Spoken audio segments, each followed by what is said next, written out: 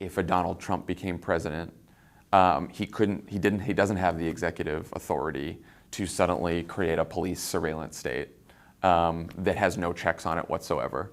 I think that's very important. So you wouldn't want Donald Trump to have a kill list, right? But Obama, he's no. Listen, look, I think that we need safeguards in place, and I think that the judiciary is one place to do that. I think judiciary is probably the only place to do that, because I don't think you can open everything up to the public, because you can't have on national security all the time full transparency. Yeah. But also, on transparency, that was another bedrock campaign principle, right? Being the most transparent administration. And during his administration, he's prosecuted more whistleblowers than any other previous administration. The number of classified documents has exploded. Where do you think he went off the rails on that respect? Only thing I would say is, and I'm only saying this because my friends who worked in the national security side say it. I don't know enough to comment on it as much, but overclassification is a huge problem. Too many things are classified just because. And I think the president has recognized that problem as well. So I think that's something that they need to do. The whistleblower thing, I have to say, when you sign up and you decide that you're going to be part of the federal government, especially if you get a security clearance, they tell you, if you leak information, it is a severe penalty and very, very illegal. And if you don't want to, and if you feel like your conscience is going to stop you, then don't sign up and don't get your security clearance and go find another job. Those people have to be prosecuted because it's part of the law.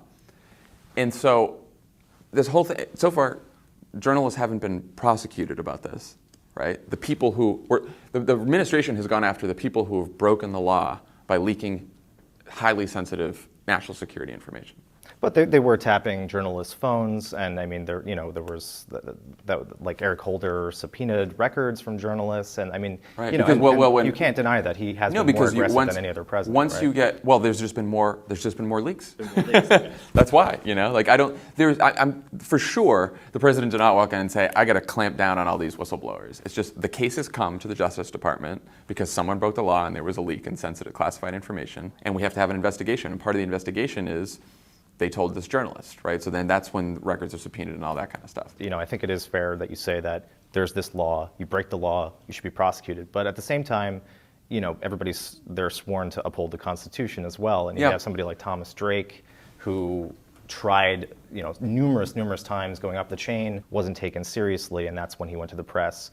Same thing, Edward Snowden, he claims that he went up the chain several times. Yeah. So do you think that there's any role for civil disobedience when you are convinced that the Constitution is being violated, which has now been affirmed by federal courts, and nobody's doing anything about it?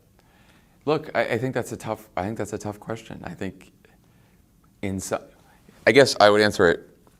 I don't know. I think there's a role for. I do think there's a role for civil disobedience, of course, and I think there's a role for whistleblowers in our society, of course.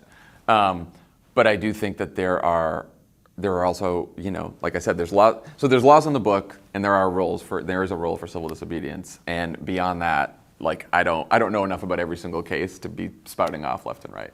But the point is well taken. But you think he's generally, on balance, treated that issue fairly? I do.